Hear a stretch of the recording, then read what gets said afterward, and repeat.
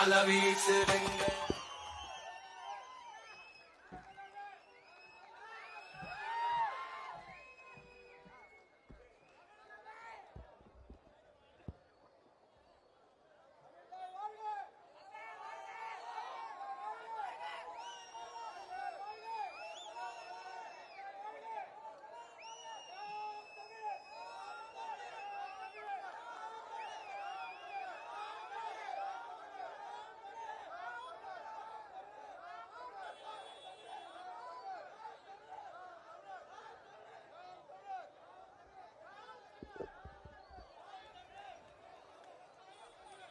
எங்களின்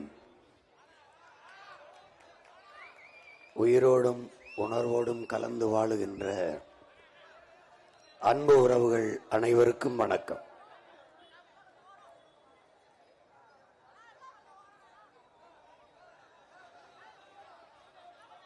எங்கள் திருநாட்டில் எங்கள் நல்ல ஆட்சியே என்ற நம்முடைய புரட்சி பாவலன் பாவேந்தன் பாரதிதாசன் அவர்கள் முன்வைத்த அந்த முழக்கத்தை ஏற்று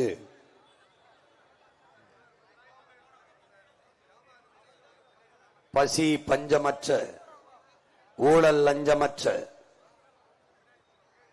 கொலை கொள்ளை, சாதிய இழிவு, தீண்டாமை கொடுமைகள், அடக்குமுறை ஒடுக்குமுறை, பெண்ணிய அடிமைத்தனம், பாலியல் வன்கொடுமை, மது மத போதை, வளக்கொள்ளை, இது ஏதுமில்லாத ஒரு புதிய ஒரு தேசம் செய்வோம், மக்கள் புரட்சியால் அதை உறுதி செய்வோம் என்ற கோட்பாட்டை கொண்டு உங்கள் பிள்ளைகள் மகத்தான கனவை மனதிலே தாங்கி 15 ஆண்டுகளாக இந்த மண்ணிலே பயணித்து வருகிறோம்.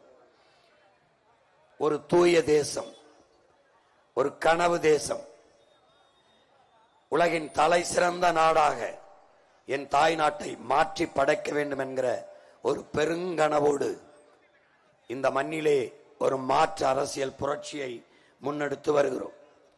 ஒவ்வொரு துறையிலும் மாறுதல், உலகத்தின் தலை சிறந்த நிர்வாக கட்டமைப்பு, உலகம் வியக்கத்தக்க ஆட்சி முறை, அதுதான் உங்கள் பிள்ளைகளின் கனவு. கல்வி, கல்விக்கேற்ற வேலை, வேலைக்கேற்ற சம்பளம், அதை கொண்டு வாழ்கிற பெருமை மிக்க வாழ்வு. இலவசம் என்ற சொல்லே இல்லாது ஒழித்து, இலவசம் பெற வேண்டிய ஏழ்மை வறுமை நிலையில் இல்லாது என் மக்களின் வாழ்க்கை தரத்தை உயர்த்தி தன்மானத்தோடு ஒரு தற்சார்பு வாழ்க்கையை வாழ்கிற வாழ்வை கொடுக்க வேண்டும் என்பது உங்கள் பிள்ளைகளின் கனவு.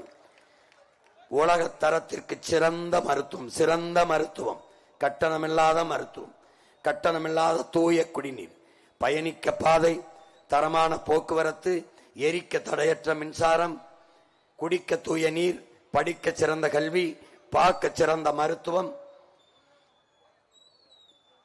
நிலமும் வளமும் சார்ந்த தொழிற்சாலைகள், படித்தவர் படிக்காதவர் அனைவருக்கும் அரசு வேலை, இனி படிக்காதவரே இல்லை என்ற நிலையை உருவாக்குவது அடுத்த வேலை. ஒரு பெருங்கனவு, பெருங்கனவு.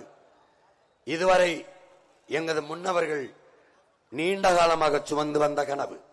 அந்த கனவை எங்கள் தலைவன் சுமந்து நின்றான்.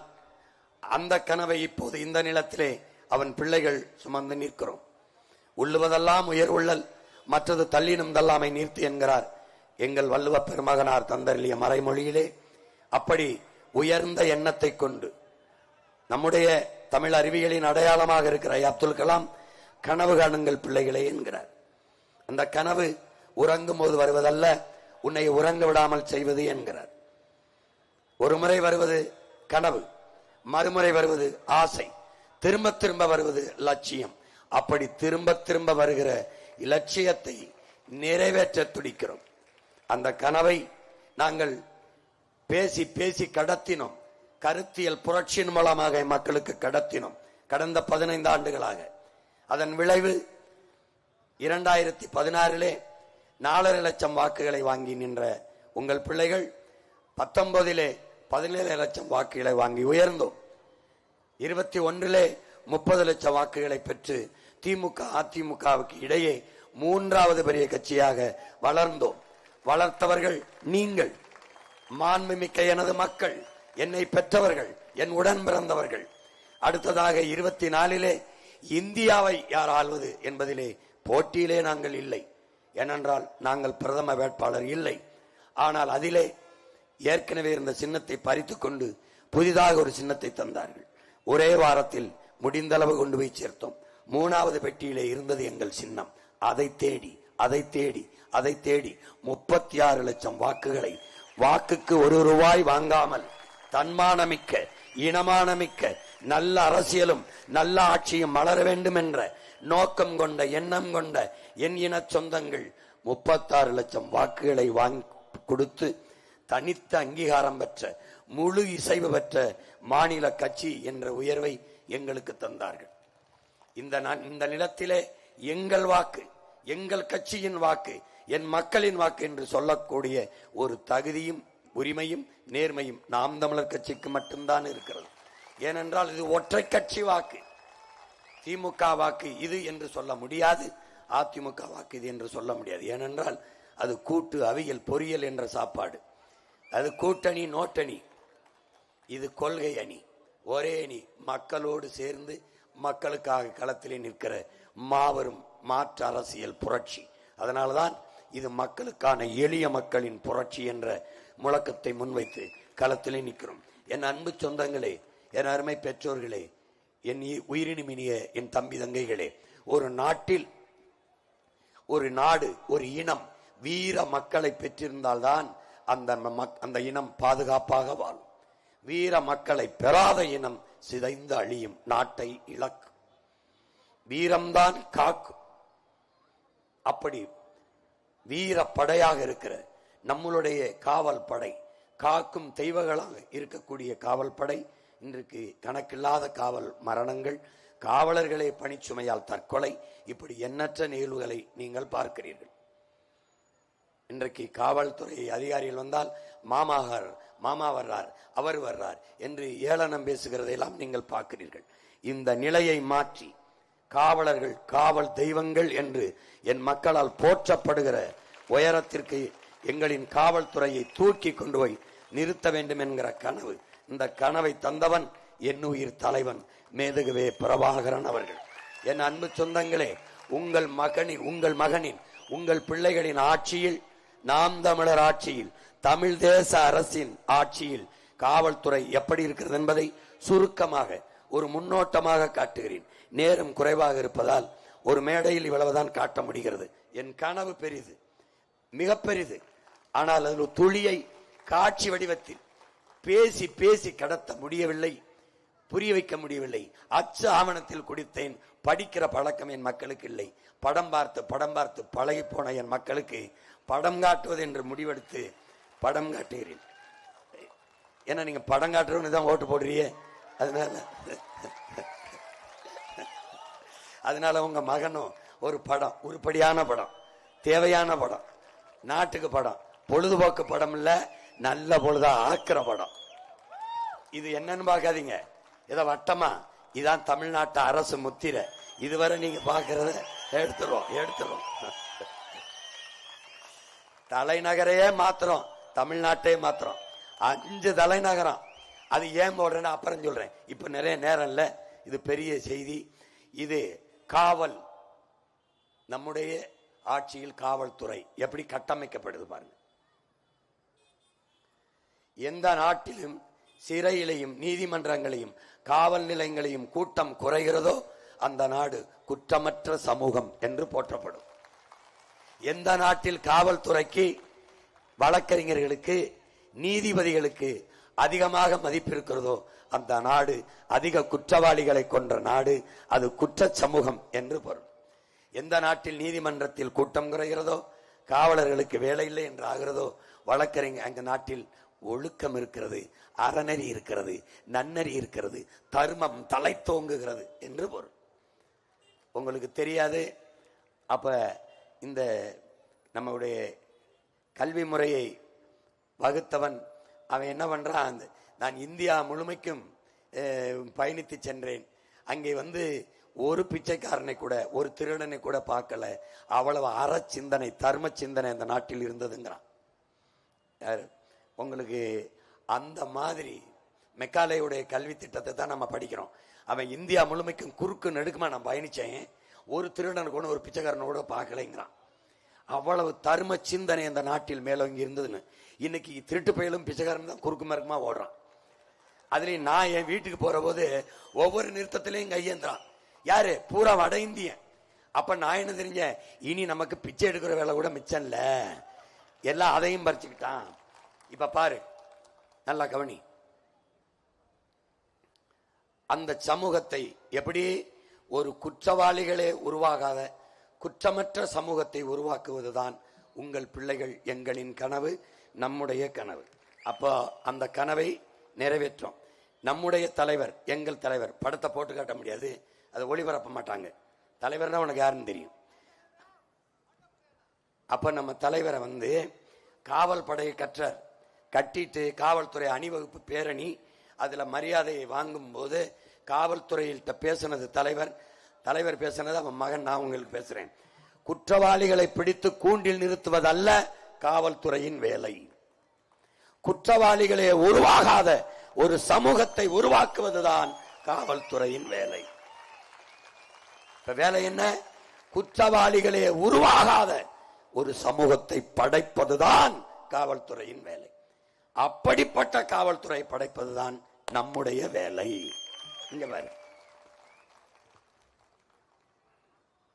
பாத்துக்க.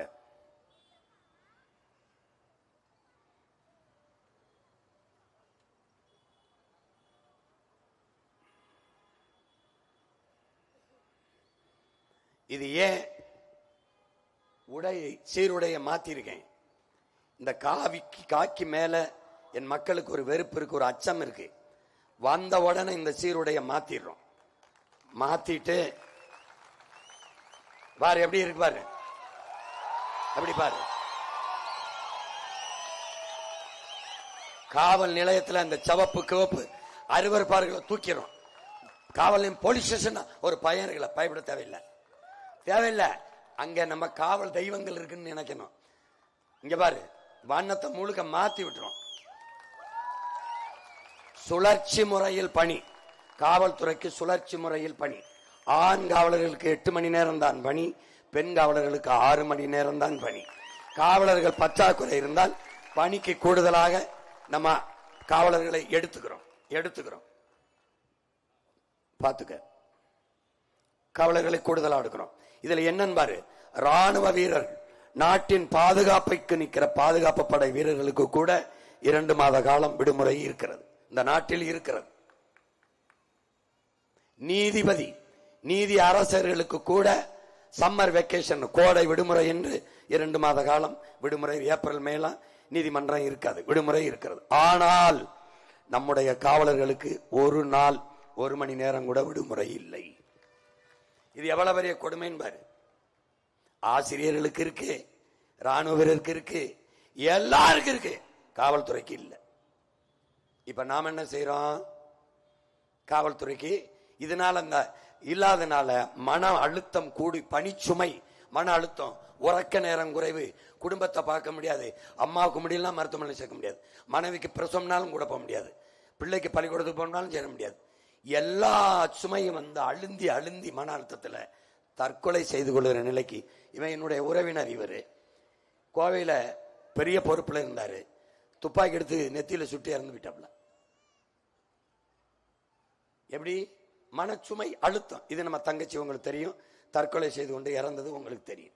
இந்த நிலையை சுத்தமாக ஒழிக்கிறோம். மன அழுத்தம்ங்கிற ஒன்னே காவலர்களுக்கு இருந்தால் எப்படி பணியாற்ற முடியும்? தூக்கிட்டு வாரம் ஒரு முறை விடுமுறை, சுழற்சி முறையில். ஒரு காவலர் சனிக்கிழமை விடுமுறை எடுத்தாருன்னா அடுத்த வாரம் அவருக்கு ஞாயிற்றுக்கிழமை விடுமுறை, ஞாயிற்றுக்கிழமை எடுத்தவருக்கு அடுத்த வாரம் சனிக்கிழமை விடுமுறை, மாறி சுழற்சி முறையில் வாரம் ஒரு முறை விடுமுறை கொடுக்கிறோம். எது? ஊதிய இழப்பில்லாமல்.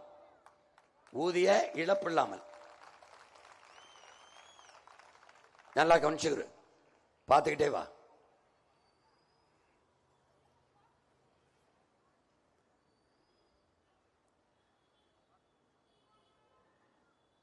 சுழற்சி முறையில் விடுமுறை. 6 மாசத்துக்கு ஒரு முறை குடும்பத்தோட சுற்றுலா சென்று வர அவர்களுக்கு அரசே செலவு பண்ணி பொறுப்பெடுத்து அவங்களை குடும்பத்தோட சுற்றுலா அனுப்பும். அது எல்லாமே ஒருங்கிணைக்கும். அந்த காவல்துறைக்குன்னு இருக்கிற அந்த துறை அமைச்சகம் அதை ஒழுங்கு பண்ணி செய்யும். குடும்பத்தோட போய் இந்த எந்த அழுத்தம் இல்லாம நிம்மதியா இருங்க, நிம்மதியா இருங்க. காவல்துறையெல்லாம் யாரு? பூரா நம்ம சொந்தக்காரன், சித்தப்பன், பெரியப்பன், மாமச்சின அண்ணன் தான். இந்த பாரு, சுற்றுலா போயிட்டு வர செய்கிறோம். காவலர்களுக்கு இந்த குடியிருப்புனா இந்த குடிசை மாற்று வாரியத்தில் கட்டணும். தரமான குடியிருப்பு கட்டி ஸ்டார் விடுதி போல நட்சத்திர குடியிருப்பை மாத்திரம். மருத்துவமனையில் தனிப்பிரிவு, மருத்துவமனையில் மாற்றுத்திறனாளிகளுக்கு, திருநங்கைகளுக்கு, மருத்துவர்களுக்கு, ராணுவ வீரர் தனித்தனி பிரிவு. வந்தவன ரொம்ப நேரம் செலவழிக்க வேண்டியதில்லை. காவல்துறையா தனி செக்ஷன் சொல்லுமா, தனி பிரிவு. காவல்துறைக்கான மருத்துவ பிரிவு வர மருத்துவம் செய்து கொள்ள செல்ல தனித்தனியாக எல்லாம் கூட செய்து பண்ணி கொடுத்துறோம். பார்த்துக்க.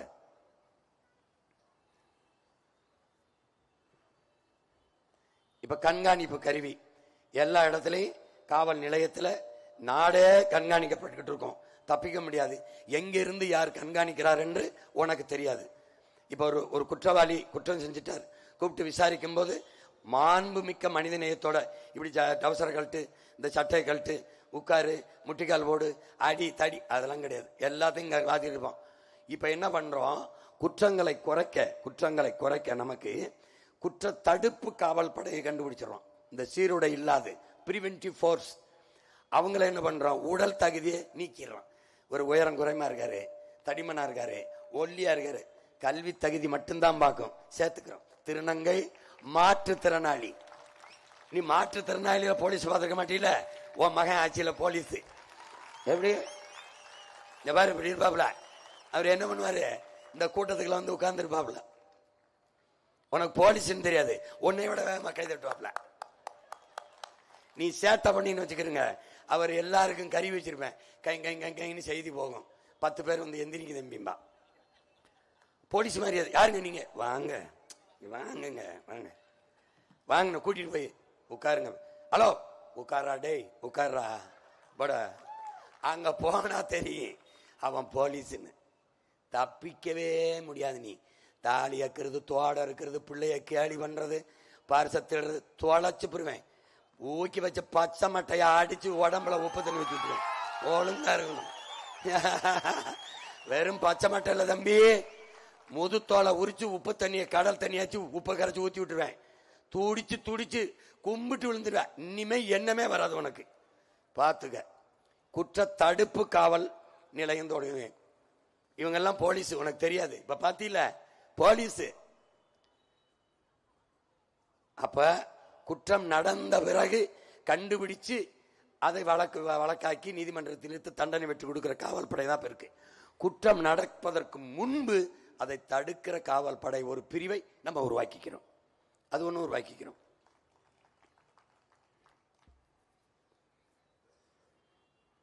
இந்த மாதிரி இதெல்லாம் போலீஸ்ன்னு தெரியாது.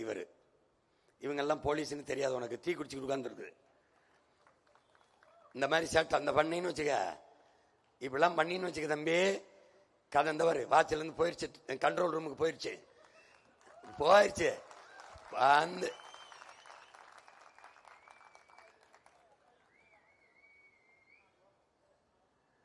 இப்ப என்னன்னா, இப்ப வந்து பண்டிகை, நம்ம உனக்கு பண்டிகை இருக்கு, எல்லா பண்டிகை இருக்கு.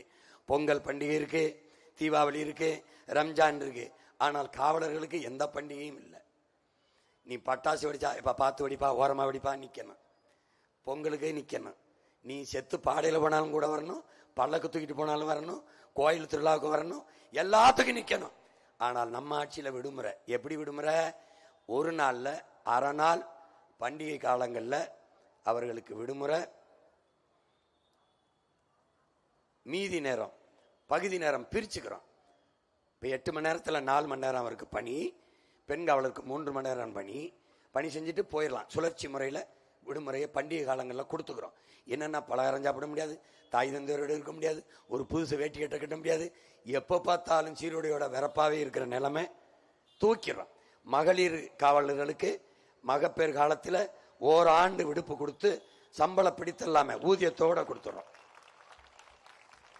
பாரு எப்படி இருக்கு.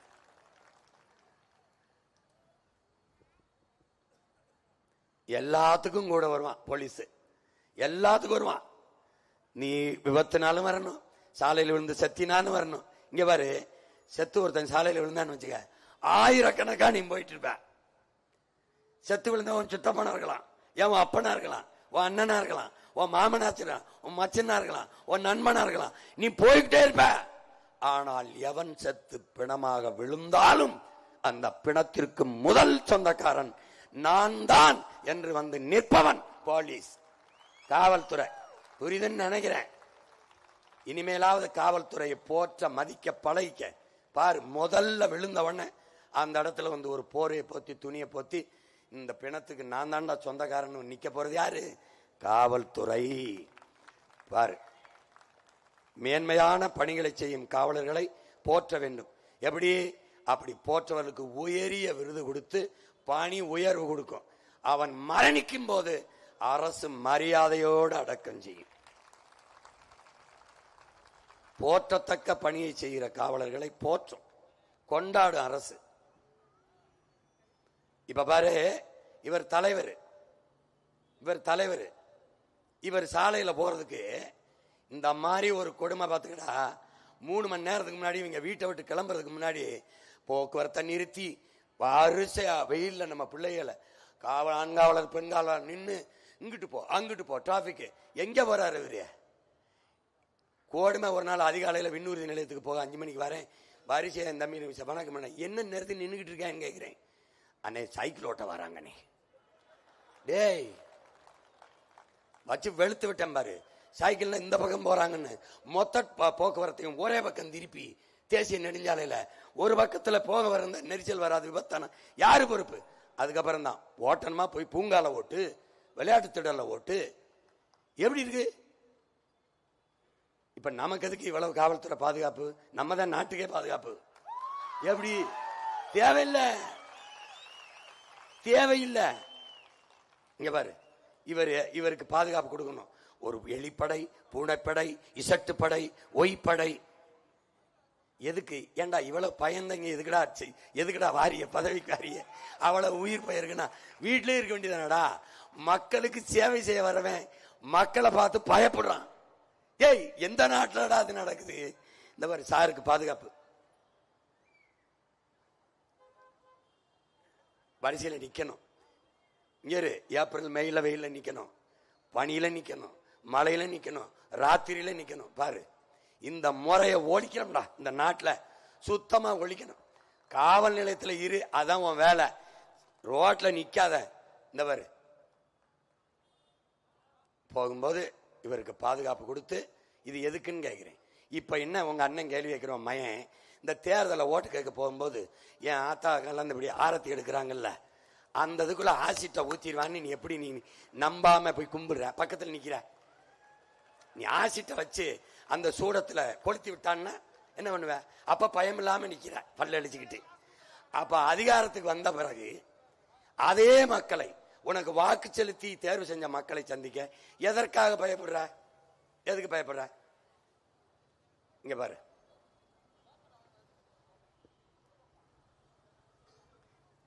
சாலையில நிக்கணும். ஆட்சிக்கு வந்தவர் எல்லாம் பாதுகாப்பு சருன்னு போகணும். அதுக்கு பேர் என்ன? புரோட்டா கால். நம்ம புரோட்டா ஆட்டுக்கால் கேள்விப்பட்டிருக்கோம். இவன் என்ன புரோட்டா கால்னே தெரியாது. இங்க பாரு, நம்ம பிள்ளைங்க, நம்ம அண்ணன் தம்பி, நம்ம சித்தப்பன் பெரியப்பன், நம்ம அக்கா தங்கச்சி இப்படி சாலையில நிக்கிறத அண்ணன் பார்க்கும்போது ஒரு வலி வரும்பாரு. டே, இதை ஒழிச்சிடணும்டான்னு வெயில்ல நிப்பான். ஒரு சிறுநீர் வந்துருச்சு, ஒரு அவசரம் வந்துருச்சு, எங்க போவான்னு சொல்லு. நம்ம தங்கச்சி நிக்குது, நம்ம அக்கா நிக்குது, எப்படி போகும்? எப்படி போகும்டா? ஒரு மாந்தனையும் உள்ள ஒரு மனிதன் செய்ய, ஒரு தலைவன் செய்யற ஆட்சியாடாது. போப்பா போய் இருப்பான்னு பாரு. இங்க பாரு, இங்க பண்றது இந்த பாரு. நான்லாம் ஒரு நாள் ராத்திரி தூத்துக்குடி விண்ணூர் நிலையத்திலிருந்து போறேன். 10:30 மணிக்கு 4-5 தங்கச்சி சாலையில் நிக்குது. வெறும் கருவை, ஒரு நட்டுவாக்கு கடிச்சிருச்சு, ஒரு தேல் கடிச்சிருச்சு, ஒரு பாம்பு கடிச்சிருச்சு. என்னடா பண்றது? என்ன பண்றதுன்னு சொல்லு. அந்த முறை ஒழிக்கிறோம்டா. இவர் குளிரூட்டப்பட்ட வாகனத்துக்கு இருந்து ஜெயில் போவாரு, இவன் வெயில்ல நிக்கிறான் பாரு, இங்க பாரு. அப்படி உனக்கு உயிர் பயம் இருந்தால் வராத, மக்கள் சேவைக்கு வராத, வீட்டிலே இருந்துக்க. இவன் யாருன்னு தெரியுதா? Boris Johnson. யாருன்னு தெரியுதா? இங்கிலாந்து நாட்டின் பிரைம் மினிஸ்டர், பிரதமர். எதுல போறான் பாத்தியா? பாராளுமன்றத்துக்கு சைக்கிள்ல. சிரிக்காத. இவன் யாரு? மார்க் ரூட்டே, நெதர்லாந்து பிரதமர். எதுல போறான் பாராளுமன்றத்துக்கு? சைக்கிள்ல. ஒரு ஆளா ஓட்டிட்டு போயிட்டு இருக்கான். அவனும் பிரதமர் தான் பாரு. இது யாரு தெரியுதா? ஓ நாடு தான், நம்ம நாடு தான். வெஸ்ட் பெங்கால், மேற்கு வங்கத்தில். யாரு பின்னாடி மோட்டர் பைக்கில் உட்கார்ந்துருக்க ஆள் பாரு? மம்தா பானர்ஜி. ஏன்கள் ஒரு கார்ல போகுது, கார் ரிப்பேர் ஆயிருது, வண்டியை நிறுத்திட்டு அந்த மோட்டர் பைக்கில் போற தம்பி என்னை அசம்பிளியில விட்டு, சட்டசபையில டேய் நடந்ததான் தவறா? மோட்டர் பைக்கில் போதுறான் முதலமைச்சர் டாட்டா காட்டிட்டு. இவன் யாரு தெரியுமா? டேய் அவனை காட்டுப்பா. அந்த ஆள் யாரு தெரியுமாடா? கேரளா முதல்வர் பினராயி விஜயன். சாதாரணமா நடந்து போவாப்ல பாரு. இவன் யாரு தெரியுதாடா? நம்ம தாத்தா. யாரு தெரியுதா? நம்ம தாத்தா தான். எப்படின்னு பாரு, எப்படி போறாரு பாரு. என்னன்னு பாரு. என்னது அது? என்ன சத்தம்னு? முதலமைச்சர் கார் போகுது, முன்னாடி ஒரே ஒரு போலீஸ் ஜீப் போகுது. வாங்கி சைரன் சத்தம் போட்டுக்கிட்டு. ஏய் என்னது இதுன்னு? போலீஸ்னு. ஏய் நிப்பாட்ட சொல்லு. இங்க வா. என்னது? ஏன் இப்படி சத்தம் போட்டான? செத்தா போனே சங்குதி போயிட்டு இருக்காங்கிறப்பல. எங்க இருந்து வருதுன்னு? நம்ம வண்டிக்கு முன்னால போற போலீஸ் ஜீப்ல இருந்து வர்ற சத்தம் தான் சார். வண்டியை நிறுத்துப்பா.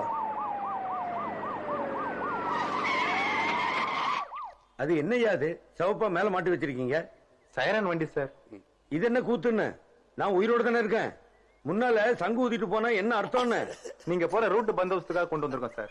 எனக்கு எதுக்குப்பா பந்தோபஸ்து? நான் சீனா. டேய் இத பார்த்து இந்த பயிலுக்கு திருந்தலடா. ஐயா ஒரு 100 வண்டி போகும்டா. ஒய்ங்க. டேய் எங்கடா போறிய? உங்க ஆடம்பரம் அக்கிரமத்துக்கு. இவங்க சினிமாவில இருந்து வந்தாங்களா? சினிமா செட்டு மாதிரியே பிரம்மாண்டமா இருக்கணும். வைத்தியக்கரை. என் தாத்தன் பேரறிஞர் அண்ணா, மூதறிஞர் ராஜாஜி, நம்ம தாத்தன் ஓமந்தூர் ராமசாமி ரெட்டியார், குமாரசேம ராஜா, இந்த டாக்டர் சுப்பராயன், இவங்கெல்லாம் இப்படிதான் ஆட்சி செஞ்சாங்க. போய்கிட்டு இருக்கேனா? இல்ல பாகிஸ்தான்ல போயிட்டு இருக்கேனா? நம்ம நாட்டுல தானே போய்கிட்டு இருக்கேன். அந்த ஜீப்பை திருப்பி கொண்டு போங்க. சும்மா வெட்டி செலவு பண்ணிக்கிட்டு ரெண்ட செலவுங்கிறப்பல. ஏண்டா நான் சீனாவில் போறேன்னா பாகிஸ்தான்ல போறேன்னா சொந்த நாட்டில் போறதுக்கு எதுக்குடா பாதுகாப்புன்றப்பல.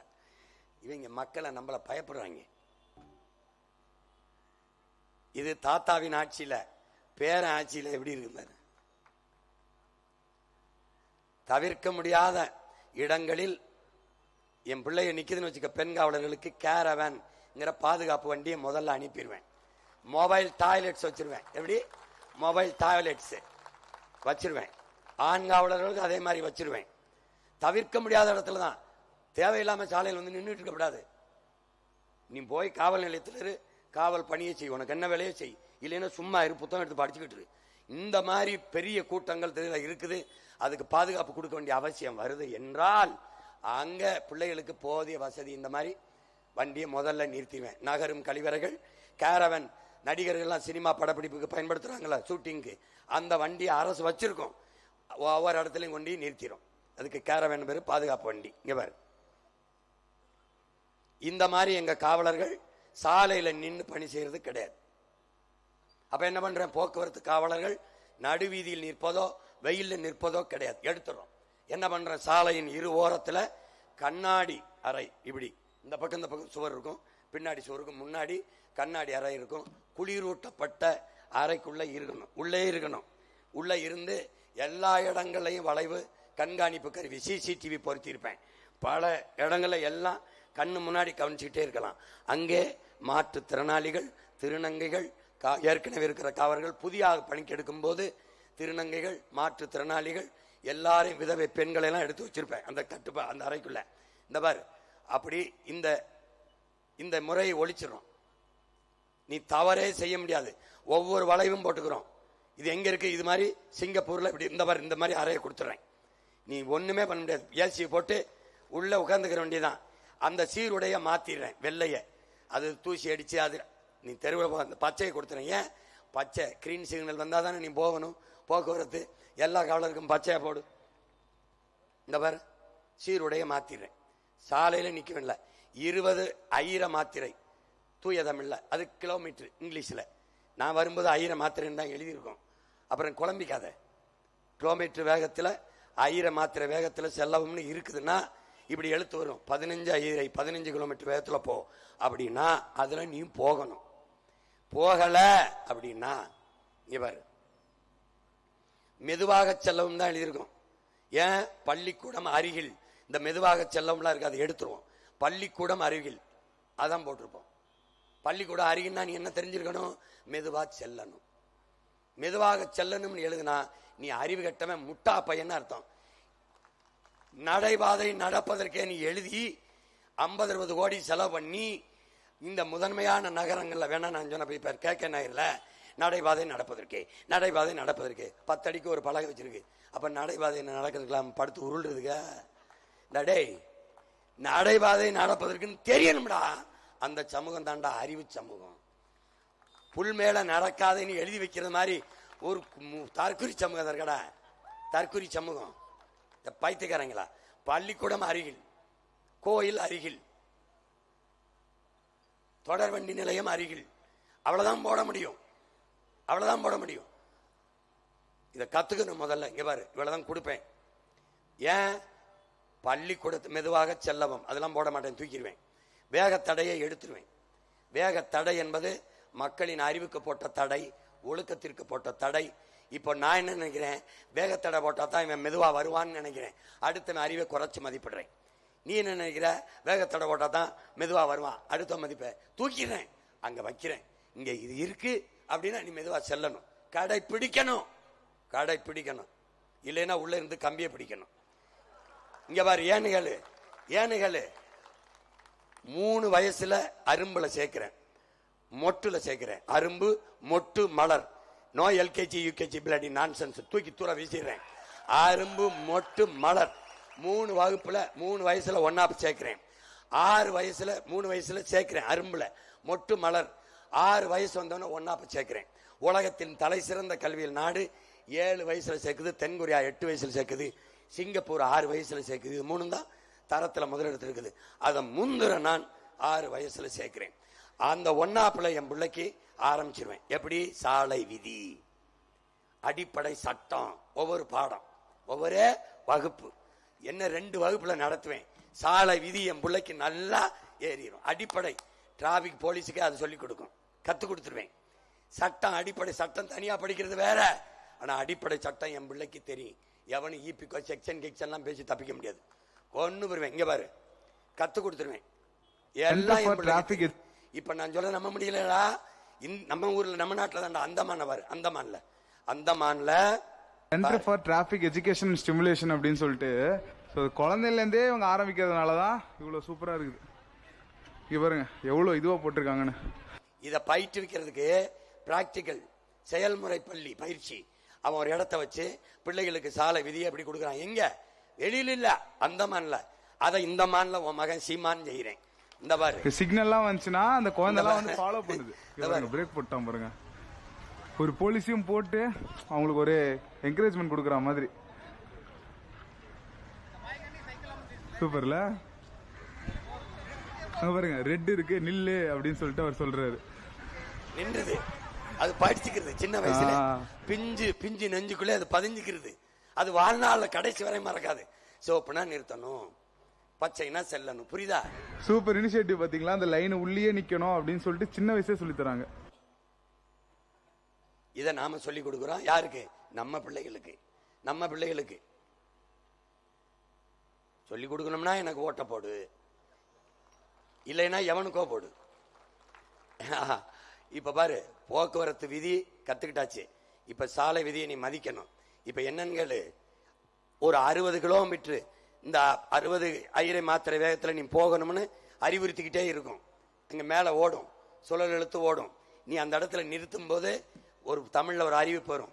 60 ஐரை மாத்திரை வேகத்தில் அன்பான பயணிகள் செல்லவும், உங்கள் கவனத்திற்கு, தவறினால் தண்டிக்கப்படுவீர்கள், தண்டனை உறுதி. சொல்லிக்கிட்டே இருக்கும். ஆங்கிலத்திலையும் சொல்லும் வெளிநாட்டு பயணிகளுக்கு.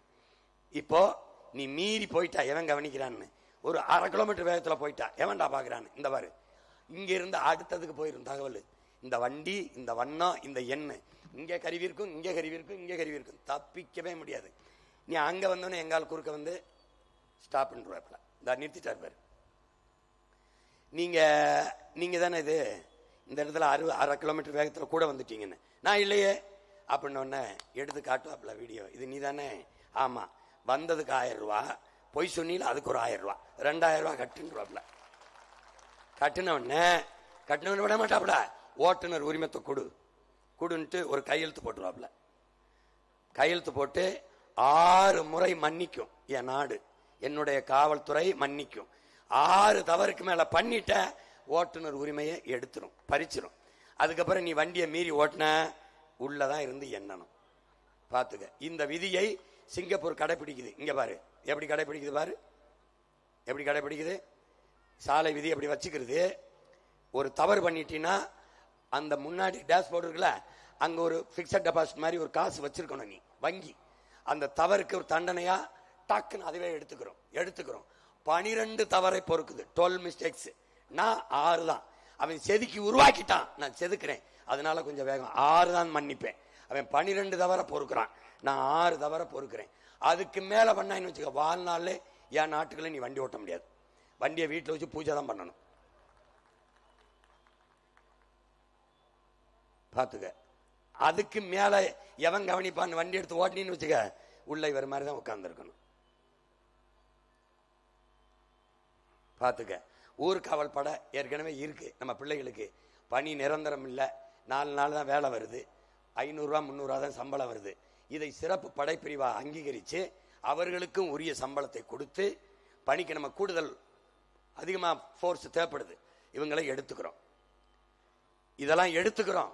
ஆனால் குற்றம்னு ஒண்ணு நடக்கணுங்கிற எண்ணம் எவருக்கு இருக்கக்கூடாது. விளங்குதுன்னு நினைக்கிறேன். ரவுடின்னு ஒருத்தன் வந்தான்னு வச்சுக்க, முதல்ல அவன் மனைவியை கூப்பிட்டு பேசுவேன். எல்லா தமிழ்நாட்டுக்கு எல்லா ரவுடியும் உட்கார வச்சு பேசுவேன். பூவோடும் பொட்டோடும் இருக்க, உன் புருஷனால பல பேர் பூவும் பொட்டும் பல பெண்கள் இழந்திருக்காங்க. இந்த பூவோடும் பொட்டோடும் நீ சாகிற வரை இருக்கணும்னா உன் புருஷனை ஒழுக்கமா அடங்கி ஒழுங்கி இருக்க சொல்லு. ரவுடின்னு வச்சுக்க, ஒரே டாட்டா காட்டி விட்டுருவேன். பி கேர்ஃபுல்ன்றுவேன். அப்புறம் ஐயோ நாள் வராது, அம்மா நாள் வராது. புரியுதா? பாத்துக்க. காவல்துறைக்கு நம்முடைய ஆட்சியில, தமிழ் தேச அரசின் ஆட்சியில சங்கம் தேவைப்படாது. ஆனால் அவர்களின் அடிப்படை உரிமை, அதை நம்முடைய அரசு அங்கீகரித்து அவர்களுக்கென்று சங்கத்தை உருவாக்கி கொள்ள அனுமதி கொடுக்கிறது தமிழ்நாட்டு காவலர் சங்கம். அதற்கு தலைநகர்ல, திருச்சியில தலைநகர் இருக்கு, நிர்வாக தலைநகர், அங்க கொண்டு போய் வச்சிருவேன். அங்க தலைமையாக இருக்கும், நாடங்களும் பிரான்சஸ் கிளைகள் இருக்கும். அவங்க என்ன வேணுமோ அவங்க கோரிக்கையை நம்ம கொடுப்பாங்க, நிறைவேற்றுவோம். அவங்க கோரிக்கை வைக்கிற அளவுக்கு நாம வைக்க மாட்டோம். சிறந்த நிர்வாகம் என்பது கொடுத்த வாக்குறுதியை நிறைவேற்றுவது. ஐயா இறையன்பு எழுதியிருக்காங்க, தமிழ் அறிவின் பொக்கிஷம். ஐயா இறையன்பு எழுத்துக்களை என்னருமை தம்பி தங்கைகளே, எதிர்கால இந்த நாட்டின் தலைவர்களே, தயவு செய்து அவர் எழுத்தை படியுங்கள். குனிந்தவர் எழுத்தை படித்து படித்து நிமிர்ந்தால் இந்த நாட்டில் தலை சிறந்த தலைவனாகத்தான் நீ நிமிர்வாய். தயவு செய்து படி. அதிலே அவர் சொல்றார்,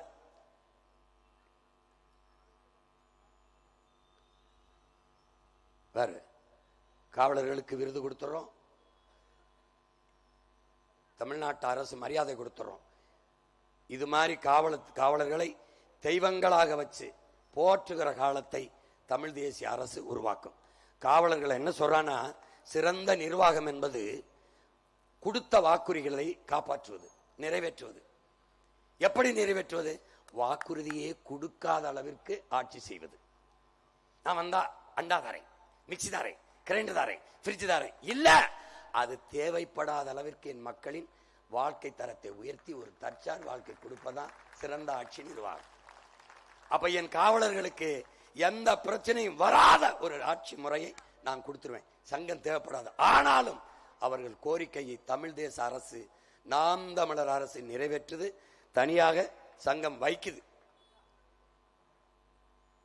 அவர்களுக்கென்று தனி வைப்பகம், அவர்கள் சம்பளத்திலே அதை சேர்த்து வைத்துக்கிற சேர்த்து வைத்துக் கொள்ள அவர்களுக்கென்று தனி எல்லாமே வைத்து மிகச்சிறந்த மரியாதையை இந்த நாட்டின் காவல் பணியை செய்கிற அவர்களுக்கு இந்த நாடு செய்கிற மரியாதையாக பிரபாகரன் மகன், ஒப்பற்ற தலைவனின் மகன், காவல் பணியை செய்கிற அந்த காவலர்களுக்கு செய்கிற மரியாதையாக மிகச்சிறந்த காவல்துறையை கட்டமைச்சு இந்த வண்ணத்தை நான் தூக்கி எடுத்துறேன். காவல்துறை உங்கள் நண்பன். நீங்க செய்தியா கேள்விப்பட்டிருப்பீங்க, உங்கள் மகனின் ஆட்சியிலே உண்மையிலேயே நண்பனாக இருக்கும். நம்புங்கள். இதுவரை என் அன்பு மக்களுக்கு சொல்லி முடிக்க விரும்புகிறேன். போலீஸை பார்த்து ஒரு பொறுக்கி பயந்தால் போலீஸாக இருக்கிறான் என்று அர்த்தம். போலீஸை பார்த்து பொதுமக்கள் பயந்தால் அந்த போலீஸ் பொறுக்கியாக இருக்கிறான் என்று அர்த்தம். இதுவரை இந்த நாட்டில் காவல்துறை எப்படி இருந்தது என்பதை பற்றி எங்களுக்கு கவலை இல்லை, எனக்கு கவலை இல்லை. ஆனால் உங்கள் மகனின் ஆட்சியில் போலீஸாக இருக்கணும், இருக்க வைப்போம். இதுதான் நம்முடைய ஆட்சி. இது ஒரு துளிதான். இதுக்கு மேலே காவலர்கள் முன்வைக்கிற கோரிக்கையை கேட்டு அவர்கள் என்ன நினைக்கிறார்களோ, எப்படியெல்லாம் இருக்க வேண்டும் என்று, செதுக்க வேண்டும், சீர்திருத்த வேண்டும் என்று விரும்புகிறார்களோ அதை நாம் தமிழர் அரசு செய்யும் என்கிற உறுதியை தருகிறேன். இது மாதிரி ஒரு கட்டமைப்பு ஒவ்வொரு துறையிலும் ஆசிரியர்களுக்கு வேண்டியது, மாணவர்களுக்கு வேண்டியது, மருத்துவர்களுக்கு வேண்டியது எல்லாவற்றையும் செய்யும் இந்த அரசு. ஏனென்றால் மக்களிலிருந்து மக்களுக்காக வந்த அரசு. அதிகாரம் மிக வலிமையானது. அண்ணல் அம்பேத்கர், அந்த அதிகாரம் எம் மக்களுக்கானது. நாங்கள் அதிகாரம் மிக வலிமையானது. அறிவாசான அண்ணல் அம்பேத்கர், அதை அடைந்து விட்டால் அனைத்தும் எளிமையானது நாங்கள். எனவே என் அன்பு சொந்தங்களே, மிகச்சிறந்த ஆட்சியை நடத்துவதற்கு உங்கள் பிள்ளைகளுக்கு நீங்கள் செய்ய வேண்டியது ஒன்றே ஒன்றுதான். ஒரு ஓட்டை போட்டு நாட்டை உங்கள் பிள்ளைகளிடத்தில் கொடுத்துவிட்டு பத்திரமாக இருங்கள், எந்த பயமின்றி இருங்கள். உலகத்தின் தலை சிறந்த நாடாக இந்த நாட்டை மாற்றி படைப்பேன். உங்கள் மகன், நம்புங்கள். நான் சத்தியத்தின் மகன், சத்தியமே உருவமாக இன்று வாழ்ந்த ஒரு தலைவனின் மகன். வரலாறு நமக்கு வழிகாட்டுகிறது, சத்தியம் நமக்கு சான்றாக இருக்கிறது. ஏனென்றால் நாம் சாகலாம், நாம் தோற்று போகலாம். சாதாரணமானவர்கள் சத்தியம் தோற்றதாக சரித்திரத்திலே செய்தி இல்லை. நாம் சத்தியத்தின் மக்கள், சத்தியமாக ஒரு நாள் வெல்லுவோம் என்று எனக்கு கற்பித்தார். அந்த சத்தியத்தை நம்பி நிற்கிற மகன் நான் சொல்லுகிறேன். எனக்கு உயிர்ப்பால் ஊட்டிய என் தாயின் மீதும், அறிவுப்பால் ஊட்டிய என் தாய் தமிழின் மீதும், என் உயிருக்கு மேலாக நான் நேசிக்கிற என் தலைவன் மீதும் உறுதியிட்டு சொல்கிறேன், ஆகச் சிறந்த ஆட்சியை உங்கள் மகன் இந்த நாட்டில் நடத்துவேன், தருவேன். நம்பி நீங்கள் எனக்கு வாக்கு செலுத்துங்கள். எல்லாருக்கும் செலுத்தி விட்டீர்கள். திமுக பலமுறை ஆண்டு விட்டது, அதிமுக ஆண்டு விட்டது. நீங்கள் என்ன வாழ்ந்து விட்டீர்கள்? இன்னும் அரிசிக்கு கையேந்தீர்கள், வேட்டிக்கு கையேந்தீர்கள், இலவசத்திற்கு ஏந்தி நிற்கிறீர்கள். இது என்ன ஆட்சி முறை? என்ன ஆட்சி முறை? என்ன வளர்ச்சியை கண்டீர்கள்? என்ன கண்டீர்கள்? ஒரு கிலோ அரிசி, ஒரு கிலோ வெல்லம், ஒரு வேட்டி சேலை வாங்க வக்கற்ற நிலையில் வைத்தது இவர்கள் ஆட்சி என்றால் எப்படி? சாராயம் வித்து சாகடிக்கிறான். தாலிக்கு தங்கம் அரைப்பவன் ஒருபவன். குடிக்க வைத்த 6 லட்சம் பெண்களின் தாலி அறுத்தவர்கள் இவர்கள். தாலி அறுத்தவனுக்கு நீ அதிகாரத்தை கொடுக்கிறாய். சாராயம் விற்கிறான் 50,000 கோடிக்கு. காசு யாருது? உன்னுடையது. ஒரு நாளில் தீபாவளிக்கு மட்டும் 790 கோடிக்கு குடிக்கிறான். 790 கோடிக்கு. ஒரு படம் வெளிவந்தால் 34 கோடிக்கு பார்க்கிறான். பொழுதுபோக்குக்கும் போதைக்கும் இவ்வளவு காசை கொட்டி கொடுக்கிறவனுக்கு எதற்கு இலவசம்? எதற்கு? 50,000 கோடி வருவாய். யாரு வருவாய்? மக்கள் குடிச்சு கொடுக்கிற காசு, குடிகாரன் காசு. அதை வைத்து என்ன நலத்திட்டம்? திடப்போதை, திரவப்போதை, போதை கலாச்சாரத்தில் மக்களை மூழ்க விட்டுவிட்டு பெண்களின் பாதுகாப்பு என்பது பைத்தியக்காரத்தனம், சட்டம் ஒழுங்கு என்பது வேடிக்கை. எவ்வளவு பெரிய ஏமாற்று! எப்போது இதை மாற்றுவது? எப்போது இதை சரி செய்வது? எப்படி? 3 பேர்ல யாராவது டாஸ்மார்க்க மூடுவேன் சொல்றதை பத்தி நான் சொல்லல. உங்கள் மகன் வந்தால் மூடுவேன்.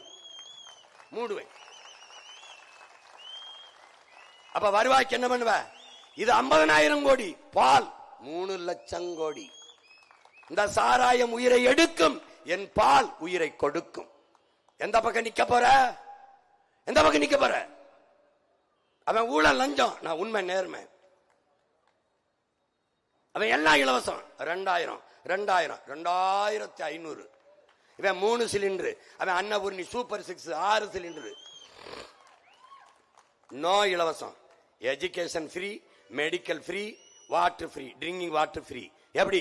Highly standard. மற்றபடி நோ ஃப்ரீ, எதுவும் ஃப்ரீ கிடையாது. சிலிண்டர் தருவேன். எப்படி தருவேன்? உன் மகன் நானே உற்பத்தி செய்வேன். எத்தனை லட்சம் டன் வேணாலும் நான் இந்த எரிகாற்று உயிர் வழிங்கிற பயோகேஸ் தயாரிப்பேன். எதுல? என் மாட்டு சாணம், ஆட்டு புழுக்க, மக்கிய இளதலை கழிவு, கழுத கழிவு, பன்னி கழிவு, கோழி புழுக்க எல்லாத்தையும் எடுத்து குவிச்சு குப்பை கிடங்குற கோடிக்கணக்கான டன் பயோகேஸ் உனக்கும் தருவேன். உலக நாட்டுக்கு ஏற்றுமதி செய்வேன். எவனுக்குடா வேணும்? வாங்கிட்டு போடா. தமிழ்நாட்டு அரசு முத்திரையை குத்தி கொடுப்பேன். உனக்கு தடையின்றி எரிகாற்று தருவேன். எல்லாருக்கும் தருவேன். குடிசைக்கும் தருவேன், கோவரத்துக்கும் தருவேன். ஆனால் ஓசியா தர மாட்டேன். உற்பத்தி செலவு, அடக்க செலவை வாங்கிட்டு கொடுப்பேன். ஆனா தடை இல்லாம தருவேன். பால், தூய பாலை நானும் கொடுப்பேன். இவன் ஆவின் பால்னு விற்கிறானே, எங்கன்னு கேட்டியா? என்ன சிரிக்கிற? பால்வளத்துறைக்கு அமைச்சர், பால் இருக்கு வழங்க. கால்நடை துறைக்கு அமைச்சர், அமைச்சர் இருக்கான். கால்நடைங்கடா. ஏய், எங்க கால்நடைங்க? வைத்தியக்கார. பெரிய கனவு, பெரிய கனவு, சின்ன மூளை, நிறைய வேலை. இதெல்லாம் யாரோ ஸ்ட்ராட்டஜிஸ்ட் உட்கார்ந்து எழுதிட்டே, நானே நானே எனக்கு நான் ட்ரம்புக்கே ஐடியா கொடுப்பேன். நீ என்ன நினைக்கிற? சோ கால்டு இந்த ஸ்ட்ராட்டஜிஸ்ட் வச்சுக்கிட்டு வேலை செய்யறவில்ல. அறிவு நிறைஞ்சு காது வழிய வலி இது துண்டை வச்சு தொடச்சுக்கிறேன். எனக்கு அதுக்குடா இருக்கிற அறிவுக்கு கருத்துக்க வேலை செய்ய நேரம் இல்ல. 2 மணி நேரம் தான் உறக்கம். இப்ப போய் நாளைக்கு என்ன, நாளைக்கு என்ன, அங்க என்ன, இங்க என்ன, எல்லாத்தையும் பண்ணிட்டு எப்ப படுப்பேன்? 2 மணிக்கு 3 மணிக்கு படுத்து 6 மணிக்கு எந்திரிக்கிறேன். 2 மணி நேரம் தான். தூங்குறியான்னு கேட்கிறாங்க. அதான் எனக்கும் தெரியல, வரல. அண்ணல் அம்பேத்கர் முடிச்சுக்கிட்டு எழுதிக்கிட்டே இருக்காரு. அவன் போய் கேட்கிறான், என்ன அம்பேத்கர் இன்னும் நீங்க தூங்காம முடிச்சுக்கிட்டு இருக்கீங்களே? காந்தி தூங்கிட்டார், நேரு தூங்கிட்டார், அவங்க மக்கள்லாம் முடிச்சுக்கிட்டாங்க, தூங்குறாங்க. என் மக்கள் தூங்கிட்டு இருக்காங்க, நான் முடிச்சுக்கிட்டு இருக்கேன்றாப்ல. ஏன் ஜானா முடிச்சுக்கிட்டு இருக்க, தூங்கிக்கிட்டு இருக்க? இது அடிமையா இருக்குன்னு தெரியாம அது நல்ல சுதந்திரம் இருக்கு. என் மக்கள் ஏமாற்றப்படுகிறார்கள். மக்களை ஏமாற்றுவது எளிது, ஆனால் ஏமாற்றப்படுகிறார்கள் என்பதை அவர்களுக்கு உணர்த்துவது மிக கடினம். Mark Twain. நானும் 15 வருஷமா கத்தி பார்க்கிறேன், ஒன்னும் அறிஞ்சபடலையே. ஒரு நாட்டை, ஒரு நாட்டில் நடக்கிற அக்கிரமத்தை, அநியாயத்தை எதிர்த்து பேசுவது, சுட்டிக்காட்டுவது, குறை கூறுவது, நிர்வாகத்தை குறை கூறுவது குற்றமாக கருதப்படுமானால் அந்த நாட்டை குற்றவாளிகள் ஆளுகிறார்கள் என்று பொருளுங்கிறான். இப்ப முகநூல் இந்த அரசை பத்தி எழுது, உன்னை தூக்கி குண்டாசப்படுவான். ஏன்? குற்றவாளிகள் உள்ள இருக்கான், ஆட்சியில் இருக்கான். 266 வழக்கை மேல போட்டிருக்கான். கொலை பண்ணனா, கொள்ளையடிச்சனா, மலைய திருநனா, ஆத்த திருநா, ஒண்ணுமல்ல பேசினேன். டேய், ஈரோடு கிழக்குல தேர்தல் பரப்புரையில் 5 நிமிஷம் கூட பேசிட்டேன்னு வழக்கு. இங்கிருந்து போக ஒரு நாள், அங்க ஒரு நாள், 2 நாள் எனக்கு திங்குது. 41 பேர் இறந்திருக்காண்டா கரூர்ல. ஒரு எஃப்ஐஆரும் இல்ல. ஒரு 5 நிமிஷம் கூட பேசுனதுக்கு கேட்டேன், என்னையா நிர்வாகம், ஒரு 5 நிமிஷம் கூட பேசிட்டேன், அதுக்கு ஒரு வழக்கு. 40 பேர் இறந்திருக்கான், ஒருத்த மேல கூட எஃப்ஐஆர் இல்லை. எப்படி ஃபேண்டாஸ்டிக் ரூல் இல்லது? கொடுமையான கூட்டமடாது. கள்ளச்சாராயம் பேரு, காய்ச்சறதும் குற்றம், குடிக்கிறதும் குற்றம். கள்ளச்சாராயம் குடிச்சு செத்தவனுக்கு 10 லட்சம்டா.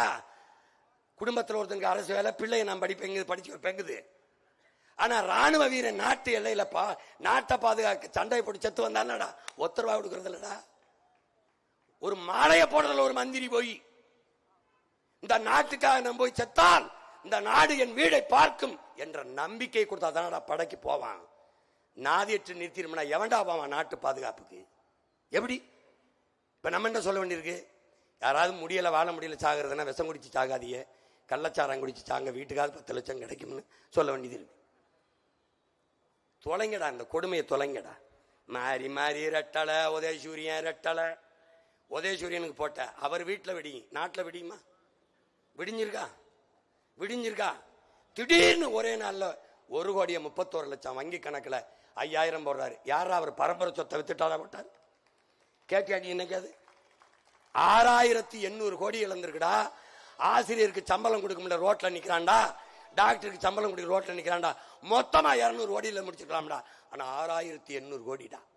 ஒரு அரசு அதிகாரத்தில் இருக்கிற திமிர்ல அரசு காசை எடுத்து, மக்கள் காசை எடுத்து, மக்கள் கொடுத்து தன் வாக்க கன்ஃபார்ம் பண்ணது, உறுதி செய்து, நான் என்னடா பண்றது?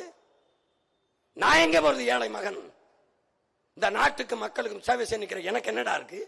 உனக்கு இருந்துச்சு கொடுத்துட்ட, நான் என்ன பண்றது? அப்ப ஜனநாயகத்தில் சம வாய்ப்பு, சம உரிமை பொய், ஏமாற்று. எப்படி? என்னடா அது? என்னடா நாடுது? எப்படி நீங்க சகித்துக்கிற? காசை கொடுக்கும்போது கையப்படி எங்கிருந்து எடுப்ப? இந்த காசை எங்கிருந்து எடுப்ப? இலவசத்தில் இழக்கிற பணத்தை எங்கிருந்து எடுப்பாய்? ஒரு தடவை கேள்றா. கேட்டினா உனக்கு விழிப்புணர்வு வந்துருச்சு, மாற்று சிந்தனை வந்துருச்சு, நாடு மாறிடுச்சுற. ஒரு தடவை கேளு. காசு ஓட்டுக்கு வாங்கிட்டு அண்ணன் நில்லுங்கண்ணே, நீங்க எதுக்குண்ணே இந்த தேர்தலில் நிக்கிறீங்க? உங்களுக்கு சர்வீஸ் பண்ண, சேவை பண்ண. எனக்கு சேவை பண்ண எதுக்குண்ணே காசு கொடுக்குறீங்க? எதுக்கு? காசு கொடுத்து சேவை செய்ய வர அளவுக்கு அவங்களாடா அவ்வளவு நல்லவங்களாடா? கடவுளாடா அவங்க? என்னடா நீ கடவுளை நீங்க அணிக்கப்பட்டாதானடா கறந்துருது. இவன் ஏண்டா உனக்கு காசு கொடுக்க? திருட தயாரா அனுமதி கேட்கிறான்டா. திருடுறதுக்கு ஒரு முதலீட்டாளன் 30 கோடி ஒரு தொகுதிக்கு ஆவடிக்கு முதலீடு செய்யறான்னா அவன் 300 கோடி சம்பாரிச்சுக்கலாம்ங்கிற நம்பிக்கை முதலீடு செய்யறான். லாப தேவை முதலைங்கிறது மக்கள் சேவை செத்து போகுதுரா. வைத்தியக்காரன் காசு கொடுக்கிற இடத்துல தான்டா ஊழலஞ்சதுக்கு விதையவே ஊன்றாங்க. நீ நோட்டை போட்டியான்னு கேட்க முடியுதா? நீ நோட்டை வாங்காம ஓட்ட போட்டியான்னு அவன் கேட்பான். நீ நோட்டை வாங்கிட்டு ஓட்ட வைக்கிற, அந்த ஓட்டை வாங்கிட்டு நாட்டை வைக்கிறான். 10 லட்சம் கோடி கடன் எதை காட்டி பெற்றிருப்பாரு? இந்த அரசு எதை காட்டிடா பெற்றிருக்கும்? மண்ணின் வளத்தை, மக்களின் நலத்தை. வீட்டை இடமான வச்சு நம்ம அப்பன் கடன் வாங்குவது போல நாட்டை இடமான வச்சு இவர்கள் வாங்குகிறார்கள். யார் அந்த உரிமை கொடுத்தது? கடன் பெற்று நிறைவேற்றப்பட்ட திட்டம், எஜுகேஷன், மெடிக்கல், அதுல தரம் உயர்ந்திருக்கா? இல்ல எலக்ட்ரிசிட்டி, தடை இல்லாத கரண்ட் கட்டு இல்லாத மின்சாரம் வழங்கப்பட்டிருக்கா? தரமான சாலை இருக்காடா? சவ குடிமா இருக்கு. தலைநகர்ல வெங்கமா இருக்கு சாலை.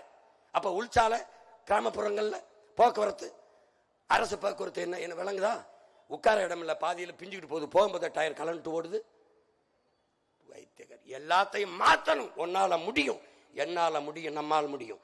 ஒன்னே ஒண்ணுதான், ஒற்றை விரல்ல நன்றி உணர்ச்சி. 3 வேளை சாப்பிடுற, உப்பிட்டவனை உள்ளளவும் நினை என்றால் உணவிட்டவனை உயிராக நினை. ஒரு தடவை நினை. ஏப்ரல் 23 போ, சாப்பிட்டு தான் போவ, வந்து சாப்பிடுவ.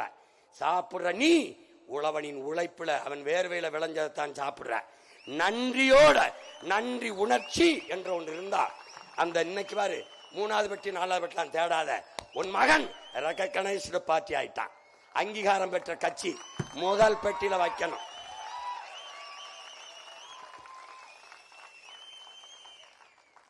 ரெட்டடை எல்லா பெட்டியிலும் இருக்காது, தாமரை எல்லா பெட்டியிலும் இருக்காது, உதயசூரியன் எல்லா பெட்டியிலும் இருக்காது, கை எல்லா பெட்டியிலும் இருக்காது. ஆனா நம்ம விவசாயி கலப்பையோட எல்லா பெட்டியிலும் இருப்பான். போ, குழம்பிக்காத, விறுவிறுன்னு போ. விவசாய பாரு, நன்றின்னு ஒரு தடவை தொடு. என்னைய தொடாம போ. ஆனால் ரெட்டட உதயசூரியன் கை தாமரையை தொற்றாத கெட்டுருவேன். தயவு செய்து தொற்றாத. நன்றின்னு ஒரு தடவை தொடு. விவசாயி வாழ்வான், நாமும் வாழுவோம். விவசாய சின்னத்திற்கு வாக்களிப்போம், வருங்கால தலைமுறைக்கு வாழ்வளிப்போம் என்கிற உறுதியை என் அன்பு சொந்தங்கள் நாம் எடுப்போம். இந்த தேர்தலில் நாம் தமிழர் கட்சியின் வேட்பாளர்கள் அல்ல, மாற்று அரசியல் புரட்சியின் மகத்தான முன்கள போராளிகளாக உங்கள் பிள்ளைகளை நிறுத்தியிருக்கிறேன். ஆக தகுதியான கல்வி பெற்ற, தன்னலமற்ற மண்ணுக்கு மக்களுக்கும் சேவை செய்ய வேண்டும் என்கிற உணர்வும் துடிப்பும் கொண்ட இளைஞர்களை நிறுத்தியிருக்கிறேன். தம்பி தங்கைகளை 117 பெண்கள் 117 ஆண்கள் என்று சமவாய்ப்பு கொடுத்து உங்கள் மகன் நிறுத்தியிருக்கிறேன். அதிலே இந்த ஆவடி தொகுதியிலே போட்டியிடுகிற என் தங்கை முனைவர் புனிதா அவர்கள் சீனாவிலே படித்துவிட்டு அங்கே பணி செய்து கொண்டிருந்த தங்கை அந்த வேலையை விட்டுவிட்டு இங்கே வந்து மக்களுக்கு சேவை செய்ய வந்திருக்கிறார். அடுத்ததாக அம்பத்தூர் தொகுதியிலே என் அன்பு மருமகன் இளங்கலை காட்சி தொடர்பியல் படித்த சிலம்பரசன் அவர்களுக்கு விவசாயி சின்னத்திலே வாக்கு செலுத்தி வெற்றி பெற செய்யுங்கள். அடுத்ததாக மாதவரம் சட்டமன்ற தொகுதியிலே என் அன்பு மகள் கிருத்திகா ஏழுமலை அவர்களுக்கு இளங்கலை பொருளாதாரம் படித்த கிருத்திகா ஏழுமலை அவர்களுக்கு வாக்கு செலுத்தி என் அன்பு சொந்தங்கள் வெற்றி பெற செய்யுங்கள். அடுத்ததாக அவ்வளவுதானே, உங்கள் பிள்ளைகள் எங்களின் வெற்றி, நம் இனத்தின் வெற்றி. நீங்கள் செலுத்தும் ஒவ்வொரு வாக்கும் நம் மொழி காக்கும், இனம் காக்கும், மண் காக்கும், மானம் காக்கும், மக்களின் நலன் காக்கும், வருங்கால பிள்ளைகளின் வாழ்வை பாதுகாக்கும். நாங்கள் கேட்பது வாக்கல்ல, மக்களின் எதிர்கால தலைமுறையின் வாழ்க்கையை என்பதை கவனத்தில் கொண்டு என் அன்பு சொந்தங்கள், என் அன்பு உடன் பிறந்தார்கள், தனித்து தனித்து சீமான் கூட்டணி சேராமல் நிற்கிறானே என்ன நம்பிக்கையில் என்று எல்லோரும் கேட்கிறார்கள். என்னை பெற்ற நீங்கள், எங்கள் உடன் பிறந்தவர்கள் நீங்கள், எங்களை கைவிட்ட விடமாட்டீர்கள் என்ற அசைக்க முடியாத நம்பிக்கையில்தான் தொடர்ந்து ஒரு அரசியல் கட்சி 4 முறை பொது தேர்தலில் தோற்றும் 5வது முறை அதே உற்சாகத்தோடு தனித்து 234 களத்திலே நிற்கதென்றால் உலக வரலாற்றிலேயே நாம் தமிழர் கட்சி தான். அதனால்தான் இது மாற்றத்திற்கான எளிய மக்களின் புரட்சி என்ற முழக்கத்தை முன்வைக்கிறோம். அறிவில் சிறந்த பெருமக்களே, பேரன்பிமிக்கையின் பெற்றோர்களே, உயிரினும் இனிய என் உடன் பிறந்தார்களே, நமது சின்னம் விவசாயி. விவசாய சின்னத்திற்கு வாக்களிப்போம், வருங்கால தலைமுறைக்கு வாழ்வளிப்போம். புரட்சி எப்போதும் வெல்லும், நமது வெற்றி அதை சொல்லும். நம் இலக்கு ஒன்றுதான், இனத்தின் விடுதலை. இனம் ஒன்றாவோம், இலக்கை வென்றாவோம். தமிழ் தாய் வாழ்க, தலைவர் பிரபாகரன் வாழ்க, நாம் தமிழர்.